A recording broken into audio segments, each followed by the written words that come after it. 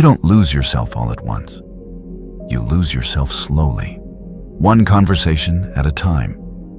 Today, we're breaking down 10 psychological mind games people use in relationships, friendships, family systems, even at work. Not to make you paranoid, but to make you powerful. Let's begin. 1. Reality twisting. This is when someone slowly makes you question your own memory. You say, "Last week you promised you'd be there." They reply, "I never said that. You're imagining things." At first, it feels small, but over time, you start doubting your memory, then your feelings, then your judgment. Real-world example. A manager misses a deadline and later says, "I never approved that timeline. You misunderstood." Even though you have the email. The goal? If they control your version of reality, they control you. How to respond? Keep records. Write things down. Trust how something felt. Your memory is not the enemy.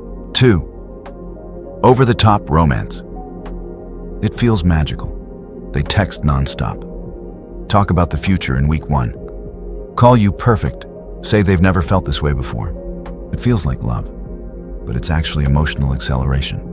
Example. You go on 2 dates. By date 3, they're planning vacations and saying, "I can't live without you." Intensity is not intimacy. Real connection grows slowly. If it feels like a movie montage after 10 days, pause. Slow is safe. 3. Guilt pressure. This one is quiet. No yelling, just disappointment. Well, after everything I've done for you, you wanted to rest. Now you feel selfish. You set a boundary. Now you feel cruel. Example. You tell a friend you can't lend money again. They respond, "Wow, I guess I know who I can't count on." That's emotional pressure. Healthy guilt comes from your own values. Manipulated guilt comes from someone else's expectations. Ask yourself, did I actually do something wrong? Or am I just uncomfortable saying no? 4. Bringing in backup instead of talking to you directly. They say, "Everyone agrees with me. My sister thinks you're overreacting." Now it feels like you're fighting a crowd. Example. A partner tells their friends about your private argument. Suddenly, you're defending yourself to people who weren't even there. This tactic makes you feel outnumbered. Response. If there's an issue, let's talk directly. No audience needed. 5. The fake rescuer. They always show up to save you, but somehow, the chaos always follows them. Example. They tell you your coworkers are talking about you. Then they comfort you.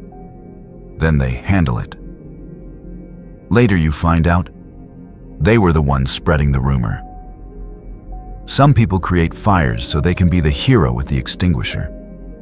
Real support makes you stronger. Fake support makes you dependent. 6. Silence as punishment, not space. Punishment. You disagree. They go quiet for days. No explanation, no communication, just cold distance. Example. You bring up a concern. They stop replying. Now you're apologizing just to end the silence. Silence can be healthy. But when it's used to force compliance, it's control. Say clearly, "I'm open to talking, but I won't be ignored to be controlled." 7. Tiny drops of attention. They don't commit.